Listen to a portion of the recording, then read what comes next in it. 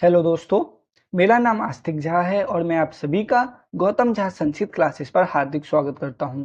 हम Indus valley civilisation अर्थात सिंधु घाटी की सभ्यता चैप्टर पढ़ रहे थे, जिसका हमने पार्ट 1 पढ़ लिया था और हम इसी के संदर्भ में पार्ट 2 का अध्ययन करेंगे।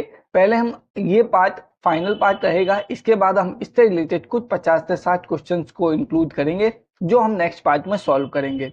यदि ये वीडियो और ये कंटेंट आपको अच्छा लगे और एग्जाम की दृष्टि से ये आपको इम्पोर्टेंट लगे तो प्लीज वीडियो को लाइक और शेयर जरूर करें और चैनल को सब्सक्राइब करें। चलिए भगवान जय सिया राम का नाम लेकर के हम वीडियो को शुरू करते हैं। तो सर्वप्रथम आते हैं कि हमने पिछले भाग में क्या क्या पढ़ा। जो हमने अब तक पिछले भाग में पढ़ चुके हैं उन्हीं के बारे में हम अभी थोड़ी देर बात करेंगे। हमने पिछले चैप्टर में पढ़ा था कि सर्वप्रथम खाद्यान्नों का उत्पादन नवपाषाण काल में हुआ।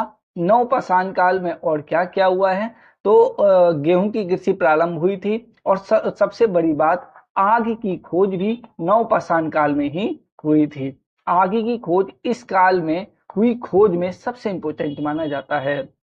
और यदि आपसे ये पूछा जाए कि पशुपालन की शुरुआत कब हुई थी, तो आप नवपाषाण काल नहीं बोलेंगे। पशुपालन की शुरुआत मध्य पाषाण काल में हुआ था। पशुपालन की शुरुआत मध्य पाषाण काल में हुआ था। तो आप ये भी बात याद रखेंगे और ये हम पिछले चैप्टर में पढ़ चुके हैं। मध्य पाषाण काल जो मैंने आपको प्रागैतिहासिक काल के अंतर्गत पढ़ा चुका हूँ।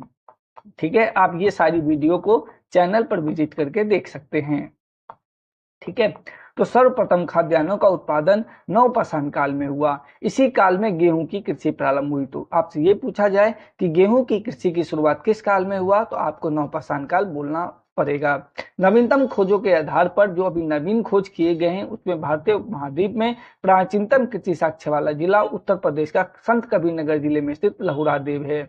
लहुरा देव से पहले हम ये मानते थे कि प्राचीनतम कृषि साक्ष्य वाला जिला मेहरगढ़ जो कि पाकिस्तान के बलूचिस्तान प्रांत में स्थित है वो माना जाता था। लेकिन जब नई खोज हुई, नए संस्कृति की खोज हुई, नई चीजों का विस्तार पूर्वक चर्चा किया गया, तो मेहरगढ़ से भी पुराना एक जगह नाम है लहुरा देव। वहां से धान की भूसी के ढेर मिले हैं और लहुरा देव उत्तर प्रदेश के संत कबीरनगर जिले में स्थित है। उत्तर प्रदेश के संत कबीरनगर जिले में स्थित है। ठीक है, तो यदि ऑप्शन में मेहरगढ़ और लहुरा देव आए तो आपको ऑप्शन लहुरा देव लगाना है कि जो नवीनतम खोजों के आधार पर यहाँ पे प्राचीनतम कृषि साक्ष्य वाला जिला मिला है। लेकिन यदि लहुरा देव नहीं आता है ऑप्शन में तो आपको मेहरगढ़ लगाना है। ठीक है, तो यहाँ से 9000 ईसा पूर्व से लेकर के 7000 ईसा पूर्व मध्य के चावल के अवशेष प्राप्त हुए, यानी धान की भूसी के ढेर प्राप्त हुए हैं। उल्लेखनीय है कि इस नवीनतम खोज के पूर्व भारतीय उपमहाद्वीप का प्राचीनतम कृषि साक्ष्य वाला स्थल मेहरगढ़ है, जैसे कि मैंने अभी आपको बताया, जो कि पाकिस्तान के बलूचिस्तान में स्थित है। यहाँ से 7000 ईसा पूर्व के गेहूं के साक्ष्य मिले, जबकि प्राचीनतम चावल के साक्ष्य वाला स्थल कोल्डी हवा है। यहाँ से तो कृषि साक्ष्य वाला जिला मिला, लेकिन यदि आपसे प्राचीनतम चावल के साक्ष्य वाला जिला पूछा जाए तो आप कोल्डी हवा बोलेंगे, जो कि यूपी में इलाहाबाद जिले में बेलन नदी के तट पर स्थित है। यहाँ से 6500 ईसा पूर्व ईस्वी के आसपास चावल की भूसी के साक्ष्य मिले। तो आपसे ये पूछा जाए प्राचीनतम चावल के साक्ष्य वाला जिला, प्राचीनतम चावल के साक्ष्य वाला जिला क्या है, वो कोल्डी हवा है, जो कि उत्तर प्रदेश के इलाहाबाद में स्थित है। कोल्डी हवा, कोल्डी हवा। ठीक है, जो कहाँ स्थित है, उत्तर प्रदेश के इलाहाबाद, उत्तर प्रदेश के इलाहाबाद। ठीक है, उत्तर प्रदेश के इलाहाबाद जिले में। ठीक है, आपको ये बात ध्यान से रखनी पड़ना है। आप जैसे देख रहे होंगे कि मैं फैक्ट वाइज फैक्ट क्वेश्चन को लाया हूं। यहाँ पे सारे क्वेश्चंस आपको व्याख्यायित रूप में मोस्ट इंपोर्टेंट चीजें दी गई हैं। यदि वीडियो आपको अच्छी लगे, यदि लगे कि ये सारे क्वेश्चन आपको किसी भी प्रैक्टिस साइट पर देखने को आसानी से मिल जाएंगे, तो वीडियो को लाइक जरूर करें। ठीक है, चलिए आगे बढ़ते हैं। चीन का जो यांगतीसी नदी घाटी क्षेत्र है उसमें लगभग 7000 ईसा पूर्व चावल उगाया गया। मक्का का प्रथम साक्ष्य मैक्सिको में पाया गया। ठीक है, तो आपको ये भी याद रखना है, मक्का का प्राचीनतम साक्ष्य कहाँ पाया गया? मैक्सिको में, जो कि उत्तरी अमेरिका का एक देश है। ठीक है, बाजरा का साक्ष्य कहाँ मिला है? बाजरा का साक्ष्य मिला आपका चीन में। चीन में। राई का प्रथम साक्ष्य कहाँ मिला है? राई का प्रथम साक्ष्य मिला है दक्षिण पूर्व एशिया। दक्षिण पूर्व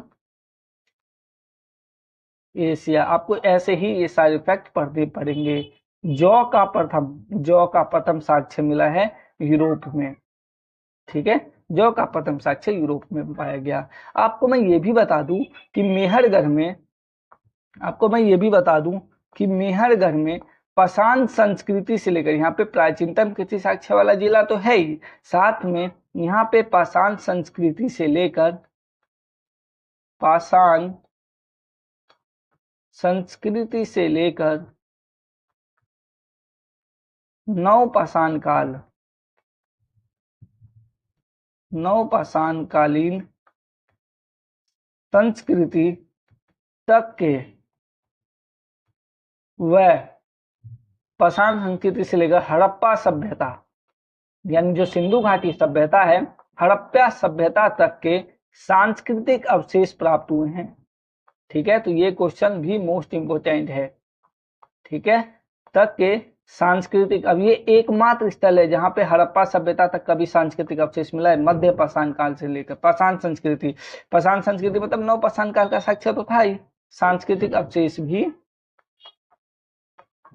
मिले हैं। तो आपको ये बात बहुत अच्छे से पढ़ना है। और नवपाषाण कालीन सभ्यता में एक जगह था बुर्जहोम, एक जगह था बुर्जहोम। यहाँ बुर्जहोम स्थल ये कश्मीर में स्थित है। बुर्जहोम पूरा स्थल कश्मीर में स्थित है, जो कि एक नवपाषाणिक स्थल है। यहाँ से मानव के साथ, यहाँ जो साक्ष्य मिले हैं, मानव के साथ कुत्ते के दफनाने के साक्ष्य, मानव के साथ, तो ये पालतू कुत्ता ही होगा। तो आपसे ये भी पूछा जा सकता है कि पालतू कुत्ते का साक्ष्य कहाँ मिला गया? तो आप वो बुर्जहोम और गुफ कराल नामक एक जगह है, जो दोनों ही कश्मीर में स्थित है और दोनों ही नवपाषाणिक स्थल है, आपको ये बताना पड़ेगा। तो मानव के साथ कुत्ते के दफनाए जाने का साक्ष्य, मानव के साथ कुत्ते के दफनाने का साक्ष्य भी हमें बुर्जहोम से मिला है। और यहाँ से हम आपको ये भी बता दें कि गर्तावास का साक्ष्य भी बुर्जहोम से मिला। गर्तावास का साक्ष्य भी हमें बुर्जहोम से मिला है। ये सभी बातें हमने सिंधु घाटी सभ्यता से रिलेटेड जो हमने पढ़ाया है वो भाग 1 में मिलता है। ठीक है, तो इसको हमने विस्तार पूर्वक व्याख्या किया है सिंधु घाटी सभ्यता 1 में, लेकिन यहाँ हमने आपको ओवरऑल शॉर्ट फॉर्म में हमने बताया है कि हमने अभी तक क्या क्या पढ़ा। अब इससे आगे हम शुरू करते हैं।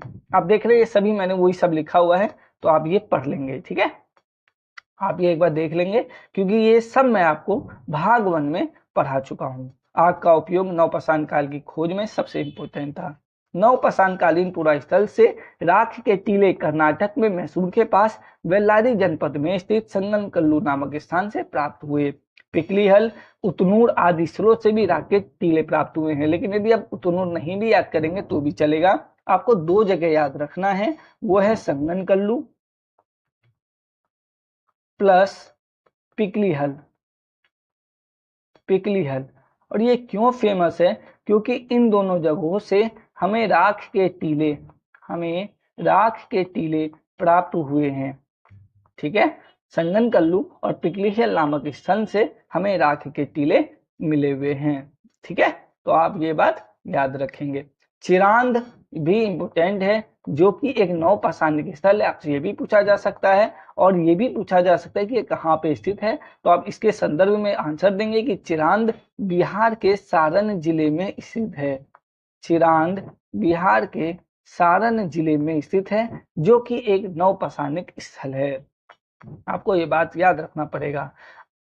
चलो अब हम ये देख लेते हैं कि धातुओं में सबसे पहले तांबे का प्रयोग हुआ, इसलिए हम सिंधु घाटी सभ्यता को एक ताम्रकालीन सभ्यता भी बोलते हैं। सिंधु घाटी सभ्यता को हम ताम्रकालीन सभ्यता भी बोलते हैं। इस चरण में पत्थर एवं तांबे के उपकरणों का साथ साथ प्रयोग जारी रहा। इस कारण इसे ताम्र पाषाणिक संस्कृति, जिसको आप हिंदी में कैल्कोलिथिक कल्चर, ताम्रकालीन सभ्यता को इंग्लिश में क्या बोलते हैं, कैल्कोलिथिक कल्चर, क्योंकि कल्चर को ही हम हिंदी में सभ्यता बोलते हैं, तो आपको ये बात भी ध्यान रखनी पड़ेगी। भारत में ताम्रपाषाण जो युग की बस्तियां हैं वो कहाँ कहाँ पाई गई, दक्षिण पूर्वी राजस्थान में, पश्चिमी मध्य प्रदेश में एक मालदा और नवदा टोली नामक स्थान है जो कि पश्चिमी मध्य प्रदेश में स्थित है, वो भी ताम्रकालीन सभ्यता के ही वहां पे अवशेष मिले, उस कारण उसे ताम्रकालीन सभ्यता भी कहते हैं। पश्चिमी महाराष्ट्र तथा दक्षिण पूर्वी भारत में हमें ताम्रपाषाण युग की बस्तियां पाई जाती हैं।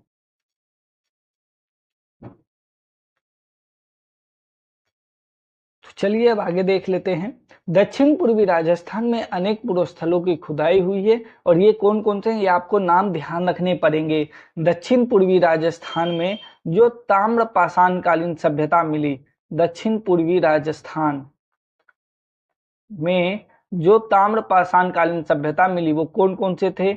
आहार, ये आपको नाम ध्यान रखना पड़ेगा, डायरेक्ट पूछ सकते हैं, ठीक है। बालाथल, यदि इजी पेपर बनता है तो उसमें यह पूछा जा सकता है कि इन स्थलों में से कौन ताम्रपाषाण कालीन सभ्यता है, और यदि थोड़ा टफ पेपर बनाते हैं तो ये पूछा जा सकता है कि इन निम्नलिखित पुरा स्थलों में से कौन से पुरा स्थल दक्षिण पूर्वी राजस्थान से रिलेट करता है। तो आपको हर तरह से तैयार करना पड़ेगा, इसलिए मैं हर टाइप के हर चीज के व्याख्यायित रूप में मैं ये टाइप करके लाया हूं, जिससे आपको मुश्किलों का सामना ना करना पड़े और आपको जगह जगह से कंटेंट, जगह जगह से चीजें को उठा के जमा करने की जरूरत नहीं पड़े, आपको एक ही चैनल पे एक ही वीडियो से सभी चीजें मिल जाए, ठीक है। तो आप देख सकते हैं सारे कंटेंट इंपोर्टेंट है, और यदि यही कंटेंट आपको कहीं और मिल जाता है तो आप मुझे बताइएगा कि सारे एक साथ आपको ये कंटेंट कहीं अवेलेबल नहीं होंगे।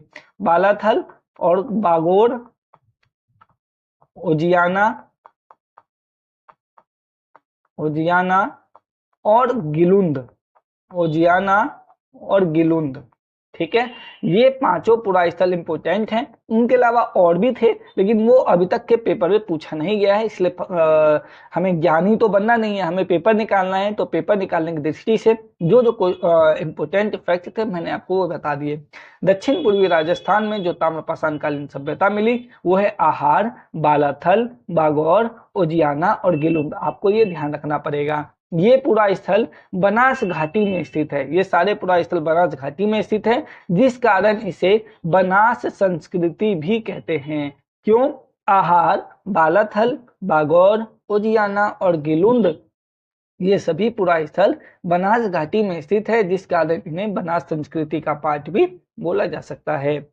आहार का प्राचीन नाम ताम्बवती अर्थात तांबा वाली जगह है। गिलुंद, बालाथल, उजियाना में घरों को चार दीवारी से घेरा गया है। आहार के पास गिलुंद में मिट्टी की इमारत बनी है, किंतु कहीं कहीं पक्की ईंटें भी लगी हैं। गिलुंद में तांबे के टुकड़े मिले हैं। इसे मैं आपको ये बता दूं कि मैं बता चुका हूं कि इन्हें ताम्रपाषाण कालीन सभ्यता इसलिए बोला गया क्योंकि यहाँ से तांबे की चीजें बहुत भारी मात्रा में पाई गई, ठीक है। यदि आपसे ये पूछा जाए कि तांबे की खोज कहाँ हुई है तो तांबे की प्राप्ति किस स्थल से हुई है, तो आप एक आंसर राजस्थान बोल सकते हैं, क्योंकि ये सभी जगह राजस्थान में है। एक नंबर का क्वेश्चन पूछा जा सकता है तो आपसे ये पूछा जा सकता है, ठीक है। ओजियाना आपसे ये क्वेश्चन भी पूछा जा सकता है कि ताम्रपाषाण कालीन सभ्यता में ऐसा कौन सा स्थल है जहां पे घरों को चार दीवारी से घेरा गया था। ये क्वेश्चन देखने में इजी लग रहे हैं लेकिन ये सब ध्यान रखना बहुत मुश्किल हो जाता है, इसलिए जब यदि पेपर को थोड़ा टफ लेवल बनाते हैं तो इस टाइप का क्वेश्चन पूछ लेते हैं। इसलिए मैं देखो ना फैक्ट के रूप से लिख के लाया हूं। वो स्थल है ओजियाना। आहार संस्कृति 2100 से लेकर 1500 ईसा पूर्व में अन्य ताम्रपाषाणिक संस्कृति से भिन्न थी, क्योंकि जहां दूसरे केंद्रों में लाल व काले लेप के मृदभांड बने, वहां यहाँ पर इस लेप के ऊपर सफेद रंग से चित्रकारी की गई कृष्ण लोहित मृदभांड परंपरा विशिष्ट रही है। यदि आपसे ये पूछा जाए कि ताम्रपाषाण कालीन सभ्यता जिसे आप आहार संस्कृति बोलते हैं क्यों प्रसिद्ध है, क्योंकि तांबे के टुकड़े तो पहले भी मिले हुए हैं। तो आहार संस्कृति अन्य ताम्रपाषाणिक संस्कृति से इसलिए भिन्न है क्योंकि यहाँ पर कृष्ण लोहित कृष्ण लोहित, क्योंकि काले व लाल लेप के मृदभांड तो पाए गए लेकिन उस पर सफेद रंग से चित्रकारी भी की गई है, जिस कारण उसे क्या बोलते हैं, कृष्ण लोहित मृदभांड, कृष्ण लोहित मृदभांड।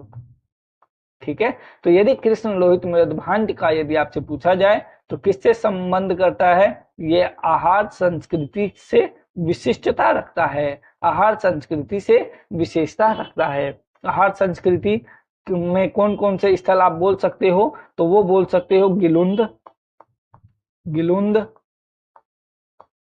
उजियाना, उजियाना, बार बार यदि लिखेंगे ना आप ये तो आपको याद हो जाएगा, बागौर, आहार। ठीक है, और एक और था वो है बालाथल, 5 थे बालाथल। ठीक है, देख रहे मैंने भी इसी प्रकार याद किया है बार बार लिख लिख के। ठीक है, तो आपको भी ऐसे ही याद रखना है। और कृष्ण लोहित मृदभांड किस संस्कृति की विशेषता है, वो है आहार संस्कृति, क्योंकि यहाँ पे आपको ये भी याद रखना है काले व लाल लेप के मृदभांड पर सफेद रंग की चित्रकारी की गई, जिस कारण इसे कृष्ण लोहित मृदभांड की परंपरा विशिष्टता रही है। ठीक है, अब आते हैं पश्चिमी मध्य प्रदेश में, क्योंकि पश्चिमी मध्य प्रदेश में मालवा, पश्चिमी मध्य प्रदेश में मालवा, कायथा, एरन और नवदा टोली प्रमुख स्थल है। नवदा टोली मध्य प्रदेश का एक महत्वपूर्ण ताम्र पसानीपुरा स्थल है जो खारगोन जिले में स्थित है। इसका उत्खनन एच.डी. सांकलिया ने कराया था। यहाँ से मिट्टी, बांस एवं फूस के बने चौकोर एवं वृत्ताकार घर मिले। यहाँ के मूल मृदभांड लाल काले रंग के हैं जिन पर ज्यामितीय आरेख उत्कीर्ण है। हमें आहार संस्कृति में काले व लाल लेप के मृदभांड तो पाए गए लेकिन उसमें सफेद रंग की चित्रकारी की गई। लेकिन यदि पश्चिमी मध्य प्रदेश में जो हमें जो ताम्रपाषाण कालीन संस्कृति पाई गई उसमें लाल व काले रंग के मृदभांड तो पाए गए परंतु उन पर ज्यामितीय आरेख उल्लेखित हैं। तो मध्य प्रदेश में ताम्रपाषाण कालीन सभ्यता के स्थल, ताम्रपाषाण कालीन स्थल कौन कौन से हैं, आपको सारे याद रखने। मालवा, क्योंकि सारे इंपोर्टेंट है, मालवा, कायथा, एरन और नवदा टोली, और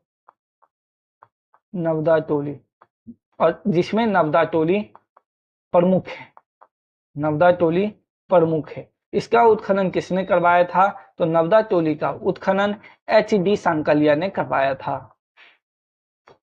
नवदा टोली का उत्खनन आपको एक फोटो में दिख रहा होगा, ठीक है, क्योंकि मैंने फोटो भी इंक्लूड किए हैं। नवदा टोली का उत्खनन एच.डी. सांकलिया ने कराया था। नवदा टोली का उत्खनन किसने कराया था, तो एच.डी. सांकलिया ने करवाया। ठीक है, तो जिनकी मैं आपको फोटो अवेलेबल करा सकता था मैंने सभी के फोटो अवेलेबल कराए हैं। चलिए अब आगे बढ़ते हैं। आगे है कायथा संस्कृति। आज हमें ये हड़प्पा सभ्यता खत्म करना है। हम पार्ट 1 में सारी चीज पढ़ा चुके हैं कि कहाँ से क्या चीज पाई गई। ठीक है, कायथा संस्कृति जो हड़प्पा संस्कृति की कनिष्ठ समकालीन है, इसके मृदभांडों में कुछ प्राक हड़प्पीय लक्षण दिखाई देते हैं, साथ ही इन पर हड़प्पीय प्रभाव भी दिखाई देते हैं। इस संस्कृति की लगभग 40 बस्तियां मालवा क्षेत्र से प्राप्त हुई जो अत्यंत छोटी छोटी हैं। मालवा संस्कृति अपनी मृदभांडों की उत्कृष्टता के लिए जानी जाती है। तो मालवा संस्कृति क्यों फेमस है, अपने मृदभांडों की उत्कृष्टता के लिए, अपने मृदभांडों की उत्कृष्टता के लिए। मैं आपको ये बता दूं कि मैंने अभी तक आपको ये नहीं पढ़ाया कि पूरी तरह से कालीबंगा से हमें क्या क्या मिला है। ठीक है, कालीबंगा से हमें क्या क्या किस किस टाइप के साक्ष्य मिले हैं, रंगपुर से हमें किस किस टाइप के साक्ष्य मिले हैं, तो मैं उसके अलग से वीडियो बनाऊंगा क्योंकि वो टाइप के क्वेश्चन हर बेर पूछे जाते हैं, हर एक सेट में उससे अवेलेबल क्वेश्चन अवेलेबल होते हैं। ठीक है, तो मैं उस टाइप का अलग से आपको कल ही वीडियो बना के चैनल पे डाल दूंगा और वो इन सभी वीडियो से मोस्ट इंपोर्टेंट वीडियो होगी, आप खुद देख लीजिएगा। कुछ अलग टाइप से मैं उसके नोट्स तैयार कर रहा हूँ और मैं आपको पूरा उसी नोट्स को व्याख्यायित करूंगा। ठीक है, आप खुद देख लीजिए कितना अच्छा वीडियो रहेगा वो। ठीक है, मालवा अपनी विशिष्ट मृद भांडों की उत्कृष्टता के लिए जानी जाती है। मध्य प्रदेश में कायथा और एरन की तथा पश्चिमी महाराष्ट्र में इनाम गांव की बस्तियां किलाबंद हैं। तो किलाबंद बस्तियां कौन कौन सी हैं, आपको ये भी याद रखना बनेगा कि ताम्रपाषाण कालीन में किलाबंद बस्तियां में फेमस है इनाम गांव, जो कहाँ है, महाराष्ट्र में स्थित है। और पश्चिमी मध्य प्रदेश में और कौन, कायथा और एरन, ये भी बंद के कायथा और एरन, ये भी किलाबंद बस्तियां हैं। तो आपको ये बात याद रखना पड़ेगा, ठीक है।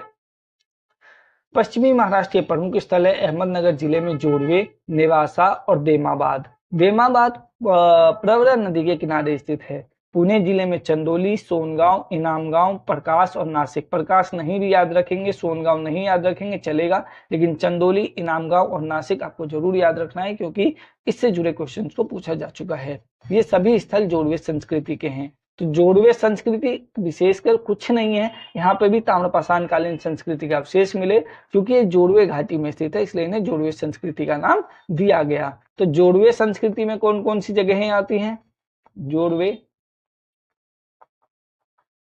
संस्कृति के प्रमुख स्थल कौन कौन से हैं, तो पहला है जोड़वे, ठीक है, दूसरा है नेवासा और तीसरा है देमाबाद।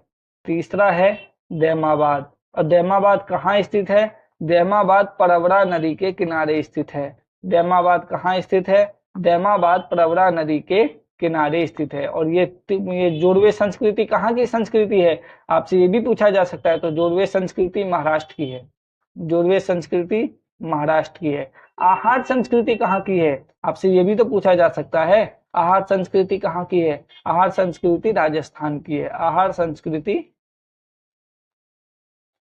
राजस्थान की है, दक्षिण पूर्वी राजस्थान। आपको ये सभी चीजें याद रखनी पड़ेगी, ठीक है।